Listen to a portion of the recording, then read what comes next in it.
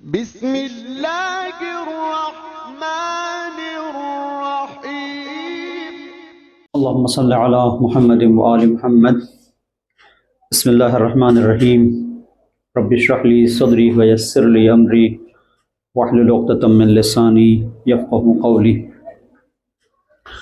رب کریم کا ایک بار پھر شکر کہ اس نے ہمیں اپنے دسترخوان رحمت پر مہمان بنایا اور ہم اس کی بارگاہ میں اس کی کتاب کو لے کر حاضر ہیں.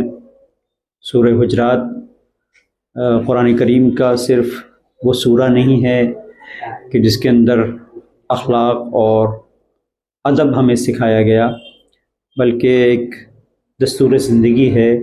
زندگی کیسے گزارو، اس کے طریقے کو قرآن کریم اپنے اس سورے میں بیان کر رہا ہے.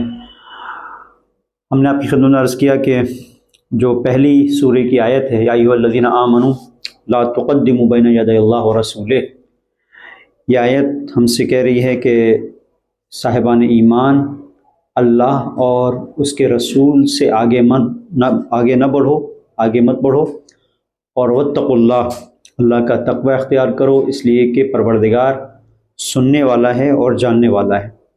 اب آگے نہ بڑھنے میں جو انسان کی زندگی میں جہاں کہیں بھی کوئی ایسا مرحلہ آئے کہ پیغمبر کچھ کہہ رہے ہوں اور ہم پیغمبر کے قول سے، ان کے فرمان سے یا ان کی شریعت سے آگے بڑھ کر کچھ اگر انجام دیں تو قرآن کی اس پر نہیں ہے اور قرآن کی روک ہے. ایک خوبصورت ان چند آیتوں کے اندر جو پروردگار نے ہمارے سامنے ہمارے وجود میں جو سب سے زیادہ استعمال ہونے والا عضو ہے اس کے سلسلے سے جو ایک ہدایت رکھی ہے، وہ یہ کہ آگے بڑھنے میں جو پیغمبر سے انسان آگے بڑھ رہا ہے، کبھی یہ کہ پیغمبر سے اعضاء و جوارح میں پیر اس کے آگے بڑھ رہے ہیں تو پیغمبر چل رہے ہیں تو راستے میں حسن آگے بڑھ گیا.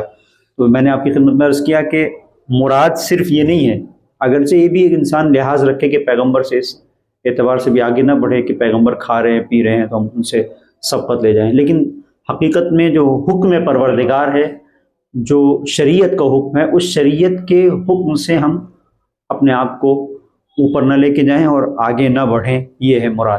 اب یہاں پر جو ایک خوبصورت مرحلہ ہے، یہ دیکھیں آپ، آگے بڑھنے میں خود زبان کا ایک بڑا کردار ہے. یعنی جو لوگ، جو شان نزول ہے سورے کی، اس میں دیکھیں وہ افراد کے جو پیغمبر سے یہ کہہ رہے تھے کہ فلاں کو تو وہ چل کے آگے نہیں بڑھ رہے تھے. وہ پیغمبر کو یہ رائے اور مشورہ دے رہے تھے کہ آپ ایسا کر لیں، تو کہے سے کہہ رہے تھے، وہ زبان کو استعمال کر رہے تھے. تو کل کی جو ہماری گفتگو زبان کے سلسلے سے تھی، اس پہ توجہ رکھیں کہ 2-3 آیتیں مسلسل جو ہے ان کا تعلق زبان سے ہے. یا ایھا الذین آمنوا لا تقدموا بین یدی اللہ ورسولہ، تو زبان سے کچھ ایسا نہ کہو. ان لوگوں نے ایسا ہی کیا، اور وہ شخص کہ جس نے آ کر، وہ پورا قبیلہ بنی تمیم کا آیا جو انہوں نے آ کر آواز دی اخرج الینا یا محمد، کہ جس کے بارے میں یہ علماء نے بیان کیا پورا سورہ نازل ہوا ہے، وہ بھی زبان ہی سے اس نے کہا تھا. تو زبان کا ایک اہم مرحلہ ہے کہ زبان پر انسان کنٹرول رکھے. اور اسی لیے میں نے آپ کی خدمت میں کل عرض کیا تھا کہ امام، کل یا پرسوں کے 2 دن پہلے کے درس میں اس بات کو میں نے بیان کیا تھا کہ جابر بن عبداللہ انصاری امام محمد باقر علیہ السلام کے پاس تشریف فرمائے، اور امام آخری دور کے لوگوں کی خصوصیات کو بیان کر رہے ہیں. اور امام نے یہاں پر کہا کہ جابر، تم تو اپنے زمانے کے امام کو دیکھ رہے ہو، لیکن ایک دور وہ آئے گا کہ جب لوگ اپنے زمانے کے امام کو نہیں دیکھیں گے، لیکن اپنے زمانے کے امام کو نہ دیکھ کر بھی وہ اپنے ایمان پر قائم ہوں گے. تو مرحبا ان لوگوں پر کہ جو ایمان کی اس منزل پر ہوں گے کہ اپنے امام کو نہیں دیکھ رہے ہوں گے لیکن اس پر یقین رکھتے ہوں گے. تو جابر نے جب مولا نے اس سلسلے سے کچھ باتیں بیان کی تو جابر کہتے ہیں میں نے آخر میں پوچھا کہ مولا یہ بتائیے کہ اس دور کا سب سے بہترین عمل کون سا ہوگا؟ وہ کیا عمل ہوگا جو اس دور میں سب سے بہتر عمل ہوگا، سب سے بافضیلت ترین عمل کون سا ہوگا؟ امام محمد باقر علیہ السلام نے فرمایا حفظ اللسان، اپنی زبان کو محفوظ رکھنا، اپنی زبان کو بچانا، یہ سب سے اہم اور بافضیلت ترین عمل ہوگا آخر دور میں۔ اور یہ بہت بڑی چیز ہے کہ ایک انسان اپنی زبان کو محفوظ رکھے۔ سخت ہو جاتا ہے، کتنی جگہوں پہ انسان کنٹرول نہیں کر پاتا، کچھ کہہ دیتا ہے، پھر کہتا ہے کہ مجھے ایسا نہیں بولنا چاہیے تھا۔ تو یہ ساری وہی جگہ ہیں کہ جہاں پر انسان کی زبان اس کے قابو میں نہیں رہتی ہے۔ اب پیغمبر کے خدا سے آگے مت بڑھو، اس میں ایک مرحلہ زبان کا ہے۔ تمہیں پروردگار نے ایک دائرہ دیا ہے، یہاں پہ بولو، یہاں پہ مت بولو۔ تہمت لگانا بہت آسان ہے کسی کے اوپر، فلاں میں نے ایسے دیکھا۔ غیبت کرنا بہت آسان ہے، کسی کے بارے میں کچھ بھی بول دینا۔ اسی لیے آپ دیکھیں کہ جو تربیتی پہلو ہے، ایک رخ ہے کہ کہا گیا ہے کہ خاص طور پر اپنے بچوں کے سلسلے سے توجہ رکھو کہ وہ زبان ان کی غلط نہ ہونے پائے، زبان کے معاملے میں وہ بے لگام نہ ہونے پائے۔ کتنی جگہوں پر ایسا ہوتا ہے، ہم کہتے ہیں کہ چھوٹا سا بچہ ہی تو ہے، چھوٹا سا بچہ ہے، چلو کچھ کبھی آتا ہے گھر میں بچے اس طرح کی باتیں کرتے ہیں کہ جو آپ کو پسند نہیں آتی اور زبان غلط استعمال کرتے ہیں۔ کبھی ایسا ہوتا ہے کہ ماں باپ روکتے ہیں، اور کبھی ایسا ہوتا ہے کہ کہتے ہیں چلو جانے دو، بچہ ہی تو ہے، کون سی بات ہو گئی۔ یہ اس کی طرف آیت اللہ حائری شیرازی نے خوبصورت بات کہی ہے، لیکن آپ اس لیے اپنے بچے کے اوپر توجہ رکھیں کہ اگر آپ نے بچپن میں اس کی زبان پر اس کو کنٹرول کرنا نہیں سکھایا تو پھر آخر تک وہ آپ کے لیے مصیبت کھڑی کر دے گا، پھر اس کی ہیبٹ ہو جائے گی ایسے ہی بولنا، بلا وجہ میں بولنا۔ لہٰذا بچوں کے اوپر بہت کنٹرول کریں کہ بے سبب اگر بول رہے ہیں تو ان کو کہیں گے بھائی خاموش رہو، چپ بیٹھو، یعنی ان کے نزدیک یہ چیز ویلیو ہونا چاہیے کہ اگر ہم خاموش رہیں گے تو اچھا ہے۔ کچھ بچے اگر خاموش ہیں تو ان کو انعام دیں کہ بھائی تم خاموش ہو، بولنے پہ نہیں۔ آج کل کیا ہے کہ جتنا بچہ بولتا ہے وہ بولتے رہو بیٹا، تو نہیں، یہ بولنا اچھی چیز نہیں ہے۔ علامہ طباطبائی نے خود اس چیز کی طرف اشارہ کیا ہے۔ علامہ طباطبائی کہتے ہیں کہ اپنے دل کو خالی رکھو۔ دل کو خالی کیسے رکھو گے؟ کہ اپنی زبان کو روکے رکھو۔ وعلیکم السلام ورحمۃ اللہ۔ زبان اگر آپ اس پر کنٹرول رکھنا چاہتے ہیں تو آپ کا دل جو ہے وہ خالی ہونا چاہیے۔ دل اگر بھرا ہوا ہے، بہت ساری باتیں ہیں اس میں، کیا کیا کیا کیا وہ جتنی بھی چیزیں دل کے اندر ہیں وہ سب زبان سے نکلیں گی، لہٰذا اس کے اوپر توجہ۔ اور اسی لیے کہا گیا ہے کہ سکوت جو ہے وہ بہت اہم ہے، کہ انسان خاموش رہے۔ خود علامہ طباطبائی کی زندگی میں ملتا ہے کہ اکثر خاموش ہوا کرتے تھے، خاموش رہتے تھے، بولتے ہی نہیں تھے، جتنا سوال کیا جائے اتنا بولتے تھے، اور پھر اس کے بعد خاموش، اس کے بعد اپنے فکر میں غرق ہو گئے۔ جو انسان فکر کرتا ہے، جو سوچتا ہے، وہ زیادہ نہیں بولتا۔ جس کے پاس جو ہے فکر نہیں ہوتی وہ بولتا ہے۔ آپ دیکھیں جو برتن، اس میں کسی برتن کے اندر کچھ ہو تو اس کو آپ بجائیں گے اس میں اتنی آواز نہیں نکلے گی، لیکن خالی برتن وہ زیادہ کھن کھن کرتا ہے۔ ڈھول جیسے، ڈھول کا پول جو اندر سے خالی رہتا ہے تو دھم دھم دھم دھم آواز اس کی بہت نکلتی ہے۔ تو یہ جو زبان ہے اس کے اوپر کنٹرول بہت ضروری ہے۔ اب بچے کے سلسلے سے آیت اللہ حائری یہاں پر کہتے ہیں کہ مثلا یہ چھوٹا سا بچہ ہے جس کو آپ کہتے ہیں نہیں بولنے دیا جائے، تو یہ ٹھیک ہے کہ بولنا سیکھ رہا ہے تو بولے، لیکن جب وہ مثلا 5 سال کا ہو گیا، 7 سال کا ہوگا، بولنا سیکھ گیا ہے، اب اس کے بعد آپ دیکھ رہے ہیں کہ کبھی بلا وجہ کی باتیں کرتا ہے، الٹی پلٹی باتیں، تو اس کو 2 طریقے ہیں نا، ایک تو یہ ہے کہ اس کو روکا جائے، ایک یہ ہے کہ نہیں روکا جائے۔ تو کچھ لوگ کہتے ہیں اس کے بولنے کے لیے اچھا ہے، اس کو بولنے دو، جو بھی ہے بعد میں بتا دیں گے۔ نہیں، انہوں نے بہت اچھی مثال دی، کہتے ہیں کہ اگر فرض کریں آپ کا چھوٹا سا 7 سال کا بچہ خدا نخواستہ گٹکا کھانے لگے، سگریٹ پینے لگے، پان کھانے لگے، اس طرح کی چیزیں، تو آپ اسے روکیں گے کہ نہیں روکیں گے؟ آپ روکیں گے۔ کیوں؟ اس لیے کہ یہ اس کی عادت بن جائے گی۔ تو وہ جو ابھی 7-8 سال کا بچہ ہے، آگے بڑھتے بڑھتے بڑھتے بڑھتے یہ ساری چیزیں اس کی ہیبٹ میں آ جائیں گی۔ یہ پان مسئلہ، اس طرح کی چیزیں جو عادت بن جاتی ہیں، پھر انسان اس سے نجات پانا اس کے لیے مشکل ہو جاتا ہے۔ پھر اب جب تک وہ کچھ بولے گا نہیں، پھر کیا ہوتا ہے، جب تک وہ کسی کو چھیڑے گا نہیں، جب تک وہ کسی پر طنز نہیں کرے گا، جب تک وہ کسی کی چٹکی نہیں لے گا، پھر اس کو مزہ نہیں آئے گا۔ پھر وہ ایسے ہی ہو جائے گا کہ اس کو مزہ آئے گا کہ دوسروں کی برائیاں ڈھونڈنے میں، اس کو مزہ آئے گا کہ کہیں پر کچھ ملے تو آ کے بتائے کہ بھئی ایسا ہو گیا۔ پھر وہ بڑا ہو کر بھی اسی منزل پر پہنچے گا کہ اس کے وجود کے اندر یہ ہوگی ٹوہ میں لگا رہے گا، وہ کیا کر رہا ہے، وہاں کیا ہو رہا ہے، یہ کیا، چونکہ اپنے بچپنے سے اس کو نہیں اس کی تربیت کی ہے. لہٰذا یہ اخلاقی تربیت اور یہ تربیت زبان کے اعتبار سے اس پر کنٹرول یہ بہت ضروری ہے کہ انسان کی زبان پر کنٹرول ہو. اب یہ سورہ جو ہے اس کے اندر یہ 2-3 آیتیں دیکھیں کس طرح سے زبان ہی سے متعلق ساری باتیں ہیں. رسول اور اللہ اور اس کے رسول سے آگے مت بڑھو، تو یہاں ساری چیزیں، وہاں پر بھی زبان ہے. پھر یا ایھا الذین آمنوا لا ترفعوا اصواتکم فوق صوت النبی، نبی کے اوپر اپنی آواز کو بلند نہ کرو. نبی کی آواز کے اوپر، یہ بھی آواز کہاں سے بلند کرتا ہے آدمی؟ زبان سے بلند کرتا ہے. ولا تجهروا له بالقول، اور ایسے مت پکارو جیسے دوسرے لوگوں کو پکارتے تھے، ایسے مت پکارو نبی کو، زور سے مت پکارو.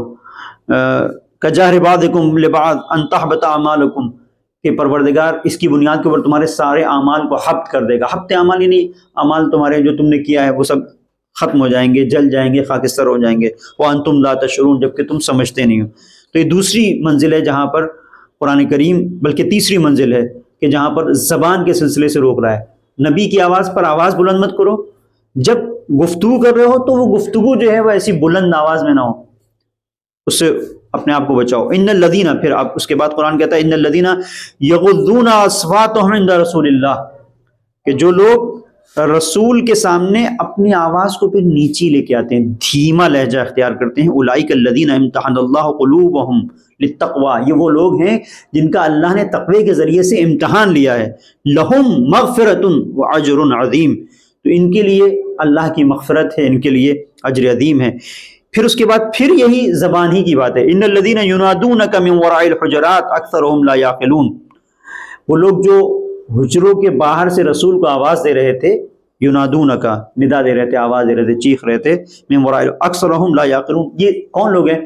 جو اکثر سمجھتے نہیں ہیں. اکثرهم لا، زیادہ سے زیادہ یہ لوگ ہیں جو لا یعقلون، سوچتے نہیں ہیں.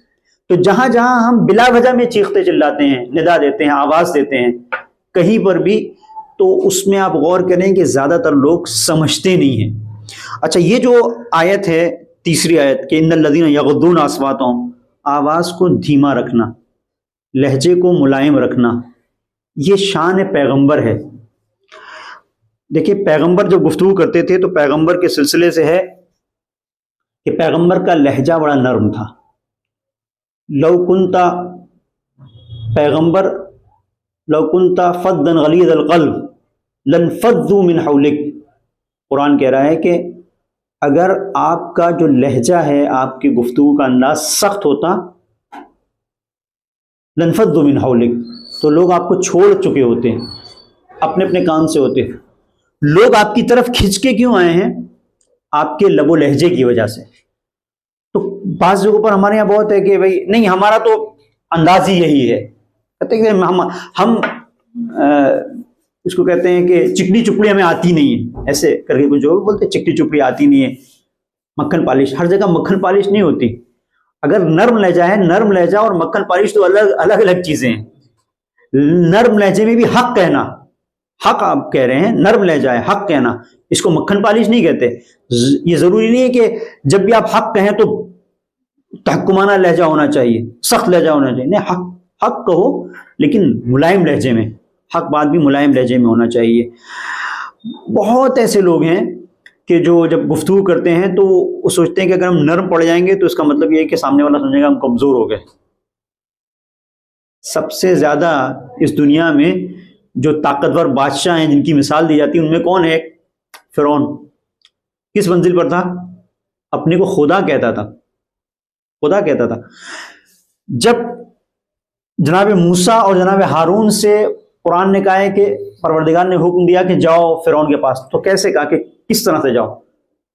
جب ان کے پاس جاؤ تو حق کی بات کرنا، ڈٹ جانا، پیچھے مت ہٹنا، بالکل اپنے اسٹینڈ پر رہنا، اور ڈرنے کی ضرورت نہیں ہے، خدا تمہارے ساتھ ہے. کیا کہا؟ اذهب الى فرعون، کہ کہا کہ جاؤ فرعون کے پاس جاؤ، انه طغى، وہ بغاوت کر رہا ہے، وہ طغیان کر رہا ہے. کیا کہا؟ قولا له قولا لینا. ہارون، موسیٰ ہارون، جاؤ فرعون سے جب گفتگو کرنا تو نرم لہجے میں گفتگو کرنا. سامنے والا کون ہے؟ جو کسی سے نرم لہجے میں بات کرنا جانتا نہیں ہے. اس سے خدا کہہ رہا ہے کہ وہ جو اپنے آپ کو خدا، یعنی کتنا عجیب ہے، جو خدا کس کے مقابلے پر بھیج رہا ہے؟ جو اپنے آپ کو خدا کہہ رہا ہے۔ اچھا، فرعون کے سلسلے سے جب یہ خدائی کی بات آ گئی تو عرض کرتا چلوں کہ ایک بار فرعون کے پاس ایک شخص آیا اور اس نے فرعون کو ایک انگور کا خوشہ دیا، انگور کا گچھا، کہا کہ تم اگر خدا ہو تو تمہارے پاس طاقت بھی ہوگی۔ ہاں ہے طاقت کے بغیر کیسے خدا؟ بھائی یہ جو انگور کا خوشہ ہے جو میں نے تمہیں دیا ہے، اس کو سونے میں بدل دو، یہ خوشہ سونے کا ہو جائے۔ تو فرعون نے کہا کہ ٹھیک ہے، اس کے لیے وقت چاہیے، اس کے لیے وقت چاہیے، کل آنا تم۔ ظاہر ہے کل تک وہ ساحروں کو بلائے گا تو کل آنا، ٹھیک ہے۔ اس کو چلتا کر دیا۔ رات میں سو رہا تھا فرعون تو دروازے پہ دق الباب ہوا، دروازہ نوک کیا کسی نے، کہ کون؟ تو شیطان تھا۔ شیطان نے کہا تو کیسا خدا ہے جسے یہ بھی پتہ نہیں کہ دروازے کے پیچھے کون کھڑا ہوا ہے؟ تو کیسا خدا ہے؟ پھر اس نے کیا کیا کہ شیطان مہارت تو رکھتے، یہ جن ہے اور جنوں کو بعض اختیار اللہ نے دیا ہے، اسی لیے وہ جو علاؤ الدین کا چراغ والا جن ہے وہ جاتا ہے بہت ساری چیزوں کو لا کے انسان کے حوالے کر دیتا ہے۔ تو اب یہاں پر آپ دیکھیں اس نے کیا کیا، آ جائے ایک صلوات پڑھیں محمد والے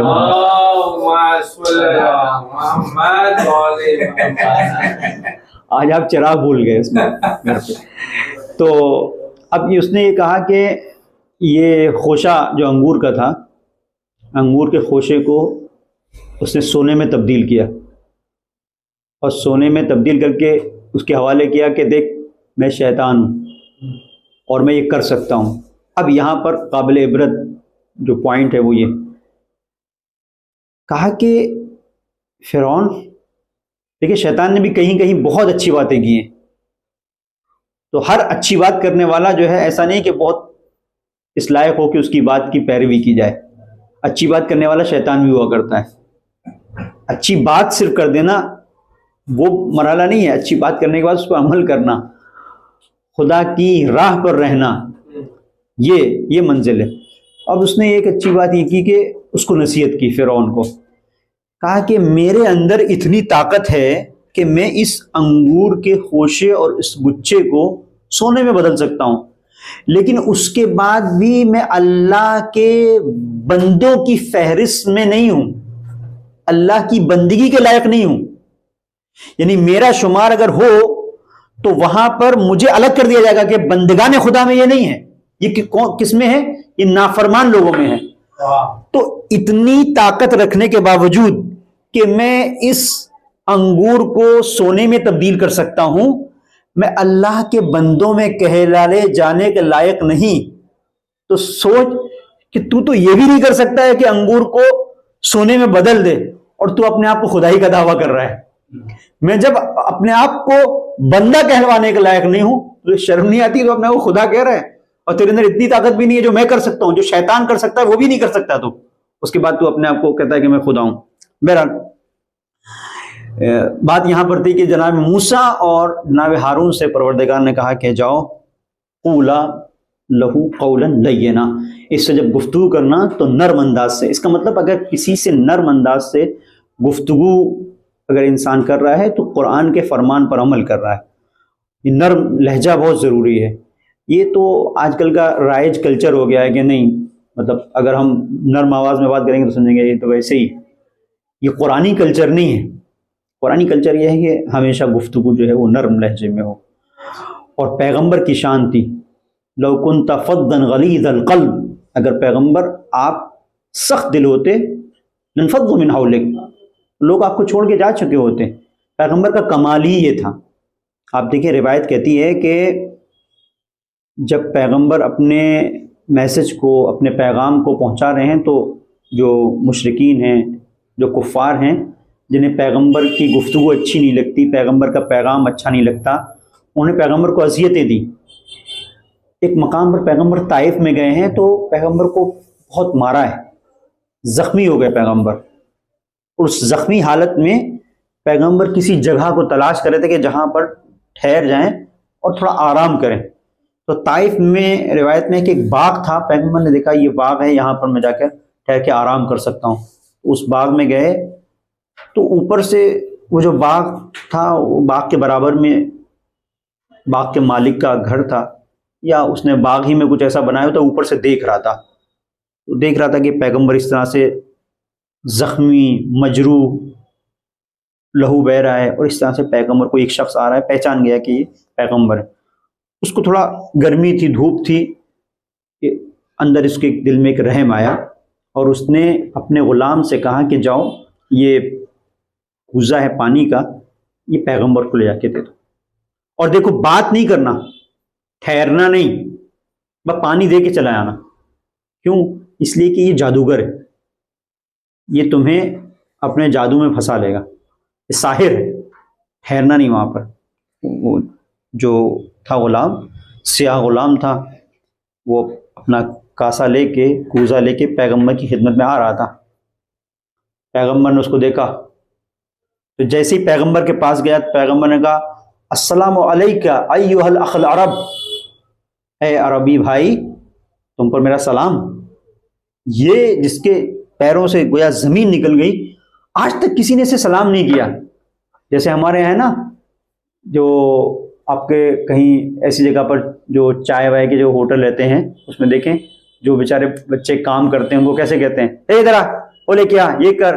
اور اس کو آپ کوئی طریقے سے اگر بات کرے تو وہ حیران نہیں تھے، وہ خود بھی دیکھتا ہے کہ بھائی اتنی شرافت سے آدمی کیوں بات کر رہا ہے، کہاں کا اجنبی ہے کوئی، تو کس طرح سے بات کرتے ہیں، یہ کام کر، یہ صاف کر، ایسا کرے، اس طرح سے بولتے ہیں. تو کوئی ان لوگوں کو نہ سلام کرتا ہے، نہ حال چال پوچھتا ہے. تو یہی کیفیت وہاں پر ہے، کسی نے نہ سلام کیا، نہ کبھی اس سے خیریت لی، نہ کچھ. اب جب یہ وہاں پر آیا تو پیغمبر زخمی تھے، زخم جب خون نکلتا ہے تو انسان کے وجود کے اندر پیاس اور زیادہ ہوتی ہے. تو پیغمبر نے نہیں فوراً پانی لے لیتے، پہلے اسے سلام کیا. ٹھہر گیا وہ، اس نے کہا کہ یہ انداز کیا ہے، یہ اخلاق کیا ہے. پھر پیغمبر نے اس کے بعد کہا، پیغمبر سے اس نے سوال کیا کہ آپ کون ہیں، کیا ہیں، کہاں سے ہیں. تو پیغمبر نے جواب دیا کہ اچھا، اس نے خود تعارف کرایا کہ میں، جب پیغمبر نے پوچھا کہ تم کہاں سے ہو تو اس نے کہا میں نینوا سے ہوں، نینوا کہلا. تو پیغمبر نے کہا کہ اچھا وہی نینوا کہ جہاں سے میرا بھائی یونس تھا. پھر جناب یونس کا پورا تذکرہ ہے قرآن کریم میں، وہ تذکرہ پیغمبر نے کرنا شروع کیا. اب یہ تھوڑی دیر سنا اس نے، اس کے دل پر ایسا اثر ہوا کہ یقیناً آج تک کسی نے مجھے سلام نہیں کیا، مجھ سے کچھ پوچھا نہیں، میری کبھی کسی نے خیریت نہیں لی، پہلی بار کوئی ایک میٹھے انداز میں، بہترین لب و لہجے میں مجھے سلام کر رہا ہے. اچھا یہ بھی نہیں ہے کہ وہ سلام کر رہا ہے کچھ مل جانے کے لیے، وہ تو اس کو پتا ہے کہ پانی اسی کے لیے لے کے آ رہا ہوں.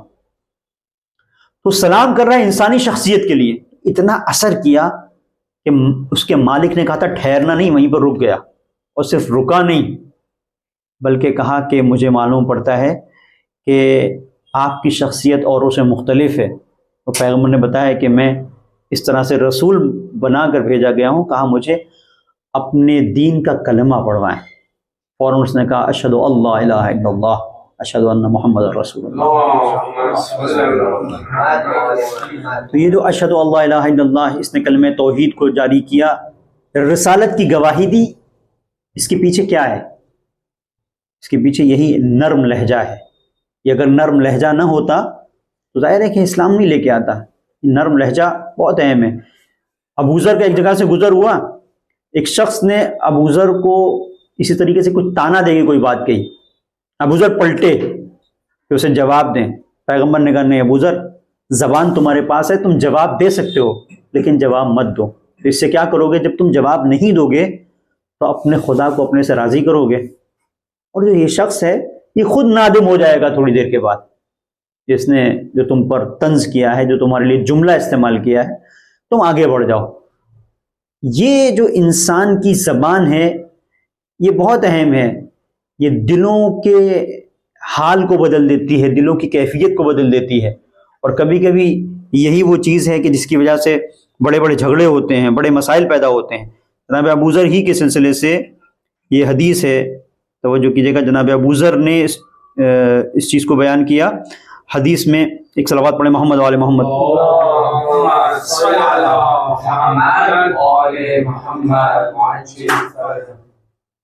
کہ جہاں پر اس چیز کو روایت میں بیان کیا گیا ہے کہ انسان اگر اپنی زبان کے اوپر کنٹرول رکھتا ہے تو یہ ایسے ہی ہے جیسے مفہوم روایت میں آپ کی خدمت میں عرض کر رہا ہوں کہ انسان کے پاس جب کوئی مال ہوتا ہے تو کس طریقے سے اسے گاؤ صندوق میں رکھتا ہے لاک کر کے اندر.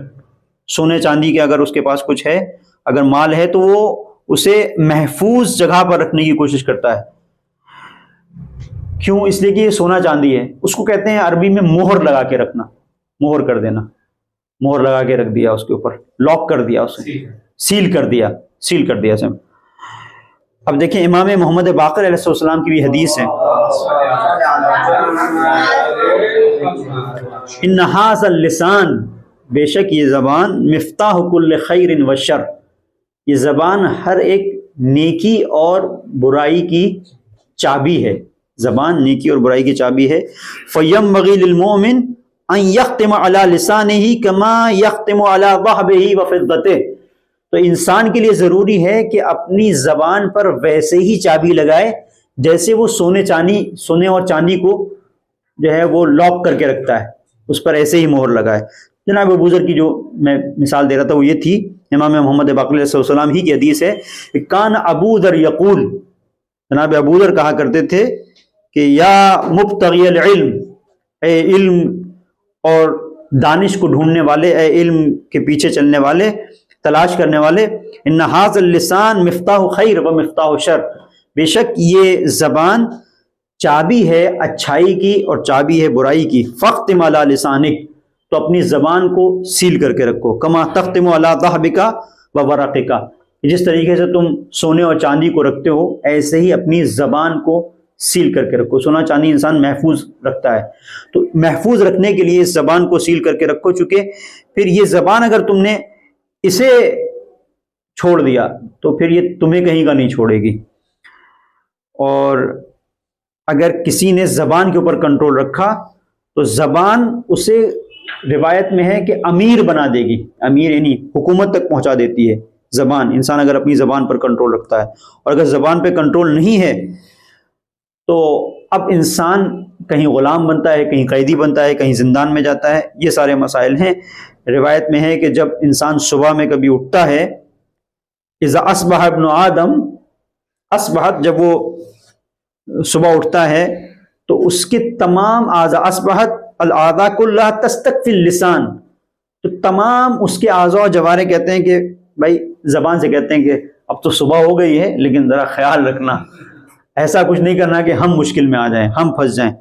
ای تقول اتق اللہ فینا فانک استقمت استقمنا، تو زبان سے سب کے سب اعضاء ہاتھ جوڑ کے کہتے ہیں کہ اللہ کا خوف کرنا، جہاں تم آگے بڑھو گی تو ہمیں بھی بڑھنا پڑ جائے گا، اور جہاں تم نے ٹیڑھپن اختیار کیا، جہاں تم صحیح رہے تو وہاں پر صحیح رہے، جہاں ٹیڑھپن اختیار کیا تو ہمیں بھی وہاں پر ٹیڑھا ہو جانا پڑے گا اور ہمارے لیے مشکل ہو جائے گی.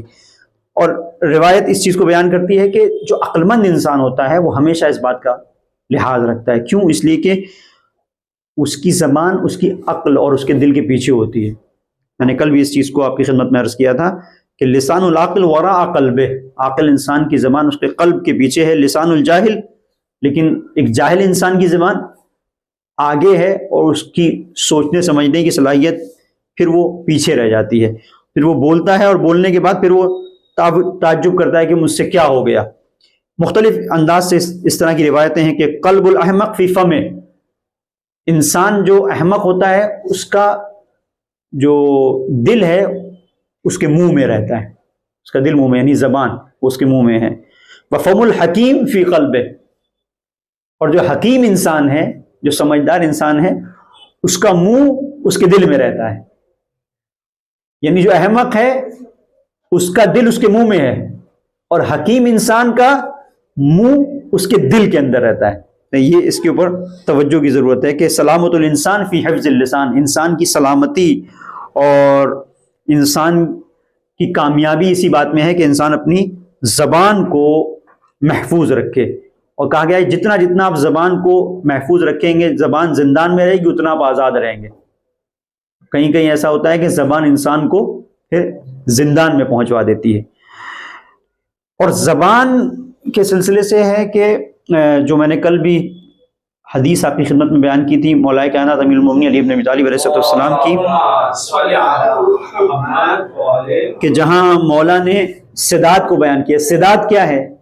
یعنی جو کل کی حدیث کی تشریح، کہ جہاں مولا نے بیان کیا تھا کہ عینونی بورع و اجتہاد و عفت و سداد، تو میں نے عفت تک بیان کیا تھا کہ عفت کیا ہے کل، اس لڑکے کا، اس جوان کا واقعہ کہ جو ایک گھر میں رہتا ہے اور اس گھر میں دروازہ کھلا ہوا ہے کسی خاتون کا، تو امام کے پاس آتا ہے، کیا کریں؟ امام کہتے ہیں گھر چھوڑ دو، گھر چھوڑ دیتا ہے عفت کی، پاکدامنی کی بنیاد کے اوپر.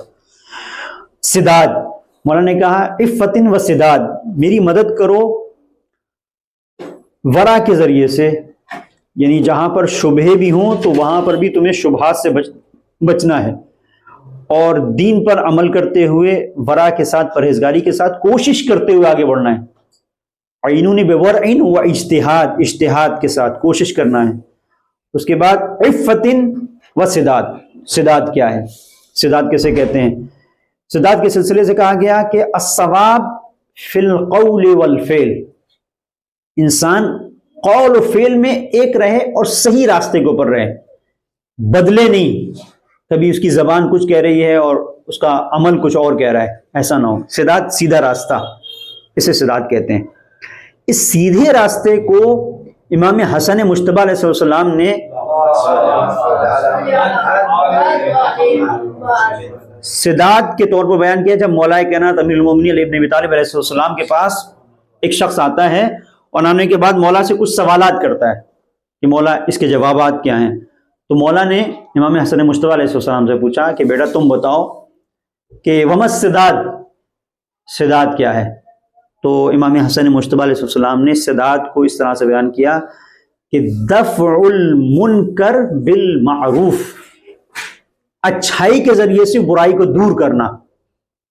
جہاں کہیں آپ دیکھ رہے ہیں کہ کوئی ایک انسان برا کر رہا ہے، تو یہ تو آپ بھی کر سکتے ہیں کہ اس نے مثال کے طور پر ایک چھوٹا سا کنکر اٹھایا، آپ اس کو ڈھیلا مار دیں، اسے ڈھیلا اٹھایا آپ اسے پتھر مار دیں. لیکن اس چیز کا جواب سوچ سمجھ کے حکمت کے ساتھ دینا، یہ سداد ہے. دفع المنکر بالمعروف، منکر کو معروف کے ذریعے سے جواب دینا. منکر جو برائی ہے اس برائی کو روکنا اچھائی کے ذریعے سے، اسے امام حسن مجتبی علیہ السلام نے سداد بیان کیا ہے کہ سداد یہ ہے کہ تم برائیوں کو، جہاں پر بھی برائیاں ہو رہی ہیں اسے اچھائی کے ذریعے سے روکو. اچھا، اب کبھی کبھی ایسا ہوتا ہے کہ کوئی ایک انسان سمجھتا ہے کہ یہ کمزوری ہے. ایک انسان اگر اچھائی پہ اچھائی کر رہا ہے تو یہ تنگ نظری ہے، یہ تربیت کی کمی ہے. وہ اچھائی کرنے والا کمزور نہیں ہے، اس بنیاد کے اوپر اچھائی نہیں کر رہا ہے کہ وہ کمزور ہے. وہ اس بنیاد کے اوپر اچھائی کر رہا ہے کہ اسے پتا ہے کہ اگر ہم اس اچھائی کے بجائے ہٹ کر برائی کا جواب برائی سے دیں گے تو اور برائی پھیلے گی اور کیچڑ اچھلے گا. سامنے والا یہ سمجھتا نہیں ہے، یہ اس مقام پر نہیں ہے کہ اپنے اوپر کنٹرول رکھ سکے. اگر میں اس کو ایک جواب دوں گا ادھر سے اور جواب آئے گا، ادھر سے اور جہاں یہ چیز نہیں ہوتی ہے، یہ سمجھ نہیں ہوتی ہے، پھر وہاں دیکھیں گھروں میں ایک آفت ہو جاتی ہے. ہر گھر میں جنگ خیبر اور جنگ احزاب کا معاملہ ہوتا ہے. اور وہ کیوں ہوتا ہے؟ اس لیے کہ ایک نے کوئی جواب دیا، دوسرا سوچے گا ہمیں اس سے بڑا جواب دینا ہے. اب وہ یہ نہیں سوچتا ہے کہ سداد کیا ہے، جسے امام حسن مجتبی علیہ السلام نے بیان کیا کہ دفع المنکر بالمعروف. اب وہ اچھائی کے ذریعے سے برائی کو روکنے کی کوشش نہیں کرتا، بلکہ برائی کے ذریعے سے کوشش کرتا ہے. یہ برائی کے ذریعے سے ہم اس کے اوپر کنٹرول کریں، پھر وہ نہیں ہو پاتا ہے اور پھر مسائل بگڑتے چلے جاتے ہیں. تو بہرحال خلاصہ کلام اور گفتگو یہ کہ انسان کی زندگی میں زبان کی بہت اہمیت ہے، اس کے اوپر بہت توجہ کی ضرورت ہے. اور حضرت محمد مصطفیٰ صلی اللہ علیہ وسلم کا خاص طور پر یہ آپ کا درس رہا اور آپ نے توجہ دلائی کہ زبان پر کنٹرول رکھو. اب ایک بہت توجہ کی بات ہے کہ زبان پر کنٹرول میں ایک بڑا مرحلہ ہے جھوٹ نہ بولنے کا، کہ انسان جھوٹ نہ بولے. اور کتنی جگہ ایسی ہوتی ہیں جہاں ہمارے فائدے میں کوئی چیز ہوتی ہے تو اس فائدے کو حاصل کرنے کے لیے فٹ سے انسان جھوٹ بول دیتا ہے کہ بھائی جھوٹ بولو تاکہ فائدہ حاصل ہو جائے اور اپنا کام نکل جائے. لیکن دین نے کہا ہے کہ نہیں، گناہ کبیرہ ہے، جھوٹ بولنا گناہ کبیرہ ہے. اور کہا گیا ہے کہ برائیوں کی جڑ ہے، جھوٹ بولنا برائیوں کی جڑ ہے. کیونکہ وقت تمام ہو رہا ہے اور میرے پیش نظر 2 باتیں ہیں، لہذا یہ جو برائیوں کی جڑ ہے اسے میں کل بیان کروں گا. اس میں آپ دیکھیں جو دوسری منزل ہے اسے بیان کرنا چاہتا ہوں کہ کس طرح سے انسان کبھی کبھی یہ جو مفاہیم ہیں جھوٹ اور سچ، ایک تو ہم یہ دیکھتے ہیں کہ گھر میں، سوسائٹی میں، بازار میں، مارکیٹ میں، ان سب جگہوں پر جھوٹ بولا جا رہا ہے، غلط بیانی ہو رہی ہے. ایک انسان اپنی معرفت کی اس منزل کے اوپر ہوتا ہے، معرفت کے اس مقام پر ہوتا ہے کہ وہ سوچتا ہے کہ یہ خدا کے سامنے بھی جھوٹ نہ بولے. ایک شخصیت ہے شہید دیالمے. شہید دیالمے اسلامی انقلاب کے بعد ایران میں جو پہلی پارلیمنٹ بنی ہے تو اس پہلی پارلیمنٹ کے یہ اس میں نہیں اسپیکر نہیں، ایک نمائندے رہے اس میں، رکن پارلیمنٹ، ممبر آف پارلیمنٹ. مشہد کے رہنے والے تھے، ایک زبردست مجاہد جوان، اسلام کی راہ میں شہید ہو گئے. ان کے سلسلے سے ایک دلچسپ واقعہ ہے، توجہ کیجیے گا کہ ان کے استاد نے، ایک بار یہ بیٹھے ہوئے تھے، ان کے استاد نے ان سے کہا کہ دیکھو جھوٹ بولنا یہ برائیوں کی جڑ ہے، اور ہم لوگ بہت کوشش کرتے ہیں کہ جھوٹ سے بچیں. اگر کوئی صرف ایک ٹرم پڑھائی کر رہے تھے اس وقت، کہ ایک ٹرم اگر صرف ایک 4 مہینے کا ٹرم ہوتا ہے وہاں، ایک 4 مہینے جھوٹ نہیں بولے، اگر مجھ سے وعدہ کرے، ایگریمنٹ کرے، زبردست انعام دوں گا میں اس کو. تو کلاس میں انہوں نے اپنی بات کی تو بہت سارے لوگ تھے کلاس میں، سب نے سر جھکا کے بیٹھ گئے. کسی نے کوئی کام نہیں کیا تھا، کسی نے کچھ نہیں کیا تھا، گھر پہ جا کے جھوٹ بولنا تھا، کسی کا کچھ مسئلہ تھا، تو کیا کرے، تو وہ ایگریمنٹ کے لیے تیار نہیں ہوں. شہید دیالمے نے کہا میں آپ سے ایگریمنٹ کرتا ہوں، وعدہ کرتا ہوں 4 مہینے جھوٹ بالکل نہیں بولنا ہے. ٹھیک ہے، اچھی بات ہے. نماز کا وقت ہوا تو یونیورسٹی میں پڑھتے تھے، نماز کے لیے یونیورسٹی سے باہر نکلے، مسجد میں گئے، نماز پڑھی، نماز پڑھنے کے بعد واپس آئے، استاد کے پاس گئے کہ استاد میں ایگریمنٹ واپس لیتا ہوں، آپ سے وعدہ کیا تھا کہ جھوٹ نہیں بولوں گا، لیکن ابھی نہیں، ابھی میں اس منزل پر نہیں پہنچا ہوں کہ اپنے اندر اتنی طاقت پیدا کر سکوں کہ 4 مہینے جھوٹ سے پرہیز کر سکوں. میں نے کہا تم تو ابھی مجھ سے یہ بات کر کے گئے تھے اور اتنی دیر میں کیا ہو گیا، کہیں جھوٹ بول دیا کہیں راستے میں. اب آپ اس مفہوم کو دیکھیں جو میں آپ کی خدمت میں بیان کر رہا ہوں، جو واقعہ ہے. کہا کہ ہاں جھوٹ بولنا پڑا. یہ جھوٹ بولنے کو آپ دیکھیں گے کیسے، مجھے جھوٹ بولنا پڑا. کہاں جھوٹ بولا؟ یہ تم مطلب جانتے تھے نا کہ یہ تو عام طور پہ جھوٹ بولتا نہیں ہے، پھر یہ کیسے جھوٹ بول رہا ہے، یہ کیسے کہہ رہا ہے کہ میں نے جھوٹ بولا. توجہ کیجیے گا، یہ ماہ مبارک رمضان ہمیں توفیق دے کہ اس طرح کی گہری باتوں کو ہم سمجھ سکیں. بڑی عجیب بات ہے. شہید دیالمہ کہتے ہیں کہ کسی سے میں نے ملاقات نہیں کی، کسی سے بات نہیں کی، میں نے صرف اپنے خدا سے بات کی. میں جب مسجد میں گیا تو میں نے نماز شروع کی، اور جب اس مقام پر پہنچا میں، ایاک نعبد و ایاک نستعین، ایاک نعبد و ایاک نستعین، تو مجھے لگا پروردگار یہ جو میں کہہ رہا ہوں کہ میں صرف تیری ہی عبادت کرتا ہوں اور تجھ سے ہی مدد مانگتا ہوں، تو جھوٹ ہے. میں کہاں تیری عبادت کرتا ہوں؟ یہ تو اس کا فضل ہے کہ وہ قبول کر لیتا ہے، یہ تو اس کا فضل ہے کہ وہ قبول کر لیتا ہے کہ ہاں تم میری عبادت کر رہے ہو، ٹھیک ہے. لیکن اگر وہ کہے کہ تم کہاں میری عبادت کرتے ہو، دن میں اگر تم میری عبادت کرتے تو 70 مرتبہ تم گناہوں کی طرف نہ جاتے. خیال تمہارا کہاں ہے؟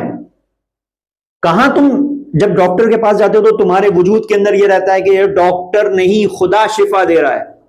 دیکھو تو ڈاکٹر صاحب یہ نسخہ، خدا تم بھول ہی جاتے ہو. جب تمہاری پگار ملتی ہے، جب لیتے ہو، تو کہاں پر ایسا ہے کہ یہ خدا رازق ہے جو دے رہا ہے؟ سامنے تو تمہارا باس ہے، تم سمجھتے ہو یہ وہاں سے آ رہی ہے. یہ جتنی بھی چیزیں ہیں، گھر میں تمہیں کچھ ملتا ہے، جو کچھ بھی ہے، تو کہاں تم خدا کو رکھتے ہو؟ یہ بڑی خوبصورت بات ہے. کہتے ہیں کہ میں جب نماز میں کھڑا ہوا تو میں نے جب کہا ایاک نعبد و ایاک نستعین، پروردگار میں تیری عبادت کرتا ہوں تجھ سے ہی مدد، تو میں نے کہا میں تو ابھی آپ سے وعدہ کر کے آیا تھا، ایگریمنٹ کر رہا ہوں 4 مہینے تک جھوٹ نہیں بولوں گا، لیکن میں تو ابھی اس منزل پر نہیں ہوں، ابھی تو مجھے وقت چاہیے اس بات کے لیے کہ میرا دل کہہ سکے ایاک نعبد و ایاک نستعین، کہ میرے پورے وجود سے کہا جائے، اور میں جھوٹ نہ کہہ رہا ہوں، میں سچ کہہ رہا ہوں کہ پروردگار تیری عبادت کرتا ہوں. لیکن یہ میں اگر کسی سے بولنا چلنا بھی چھوڑ دوں، بات چیت بھی، وہ نماز تو مجھے پڑھنی ہے، تو یہ نماز تو پروردگار کا حکم ہے اس لیے مجھے پڑھنی ہے، لیکن نماز میں جھوٹ تو میں بولوں گا. جب یہ اس آیت پہ میں پہنچوں گا تو جھوٹ تو ہوگا یہ، اور یہ میری وجہ سے جھوٹ ہوگا، خدا کی وجہ سے نہیں، کیونکہ میں نے اپنے آپ کو وہاں تک پہنچایا ہی نہیں ہے، میں اس منزل پر ہی نہیں ہوں. یہ میری کمی ہے کہ میں اللہ کے علاوہ اور دوسری چیزوں کی پرستش کر رہا ہوں. افرأیت من اتخذ الہہ ہوا، قرآن کریم کے اندر ہے کہ تم نے نہیں دیکھا ان لوگوں کو کہ جن کا خدا ان کے ہوا و ہوس ہیں. علماء نے بیان کیا کہ ان کا خدا ان کا دل ہے، جو دل میں خواہش پیدا ہوتی، ان کی خواہشیں ہیں، اب یہ خواہش ہے، اب یہ خواہش ہے. خدا کیا ہے؟ جو سب سے بڑی طاقت، کائنات کی سب سے بڑی طاقت، رب الارباب، اس سے بڑھ کر کوئی نہیں ہے، اس کے حکم سے بڑھ کر کسی کا حکم نہیں. لیکن انسان کی خواہش کبھی کبھی اس سے اوپر ہو جاتی ہے کہ خدا تو ہے لیکن فی الحال تو مجھے یہ کام کرنا ہے. جائز خواہش کی بات نہیں ہو رہی، وہ ظاہر ہے ناجائز خواہشیں اگر جائز ہو جائے تو وہ دین کے دستور کے اندر ہے، وہ عبادت ہے. وہ خواہش جو جائز ہے، جسے آپ اس پر عمل کر رہے ہیں، وہ خواہش تو وہ تو دین کے اس کے اندر ہے، وہ اباحے کے دائرے میں آئے گی، یا مباح ہوگی یا پھر وہ مستحب ہوگی. خواہش وہ کہ جہاں پر انسان دائرہ عبودیت سے ہٹ جائے. ہاں، افرأیت من اتخذ الہہ ہوا، تو یہ منزل ہے. تو شہید دیالے میں اس سے یہ بات واضح ہوتی ہے کہ انسان کے وجود کے اندر جو بندگی ہے وہ کس معیار پر ہو تو انسان کہے کہ ہاں. تو یہ جو چیز ہوتی ہے نا، تو یہ نماز کے لیے جو ہوتا ہے، نماز سے ہمیں کیا حاصل ہوتا ہے؟ نماز ان الصلاۃ تنہی عن الفحشاء والمنکر، نماز برائیوں سے روکتی ہے. لیکن کب روکے گی؟